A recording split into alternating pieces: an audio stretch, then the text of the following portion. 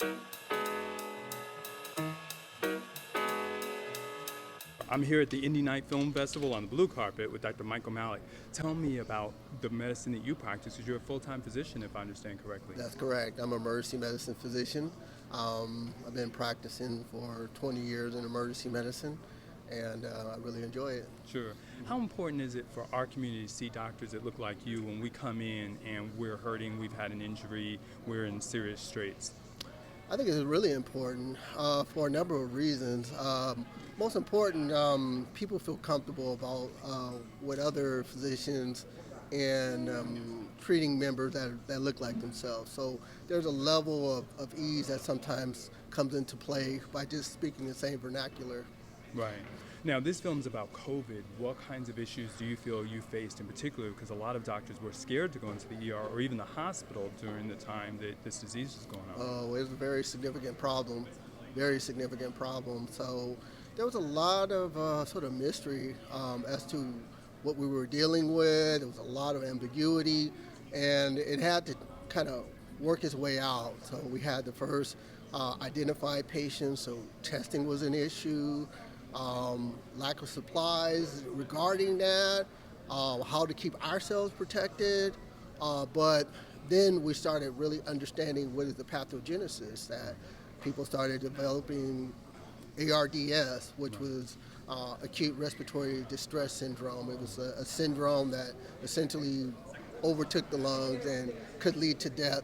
We didn't know who exactly was going to be that type of patient.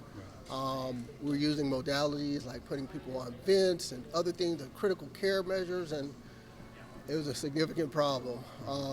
And so I say in due time, thank God we developed technologies to start addressing the problem. Vaccines was a major issue.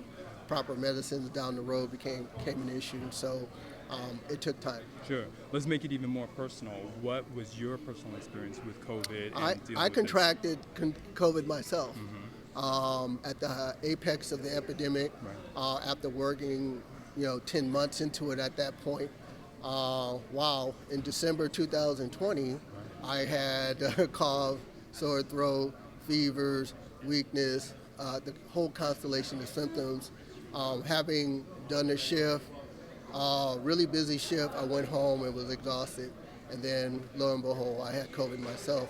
And so it was scary times for me. I didn't know whether I was going to make it. Right. But fortunately, I pulled through as well. Sure. So what are the recommendations you have for the public kind of going forward? A lot of people feel like we're kind of moving past it, but there may be some cautions that you, from an emergency perspective, have. Well, I would just say, our most, to me, the most important tool in the box remains remaining vaccinated and keeping up with the vaccination. Me personally, that's my viewpoint, because I've seen how once the vaccinations got initiated as a policy, the number of severe cases dramatically reduced.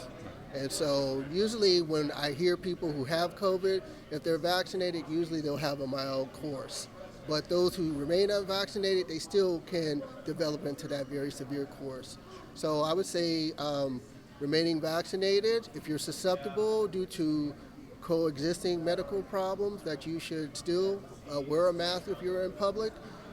It's not over. It may be one of these things that's a seasonal illness, just like we have flu that's here. So COVID probably is going to remain like that as well. Absolutely. Really appreciate the hard work that you're doing. Probably one last question for you, which is there's a lot of negativity, controversy around disease and getting vaccinated. What cautions or what things might you say to someone that is like, I'm not getting vaccinated, it's either my religious belief, political belief, or my doctor maybe even told me? Well, everybody can have their own viewpoints. Right. And sometimes, we have to be in acceptance of that as a medical community.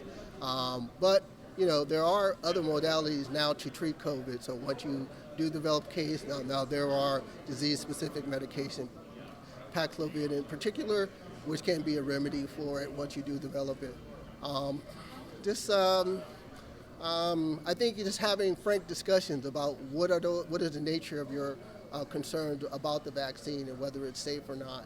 And I use my own example. I've been now vaccinated 4 times, and I haven't grown any new fingers or or anything of that nature, Right. I'm doing just fine. Sure. Still smiling and still working hard in our community. Really appreciate it. Thank you very Thank you, much, Dr. Dr. Malik. Lewis. A pleasure. Okay.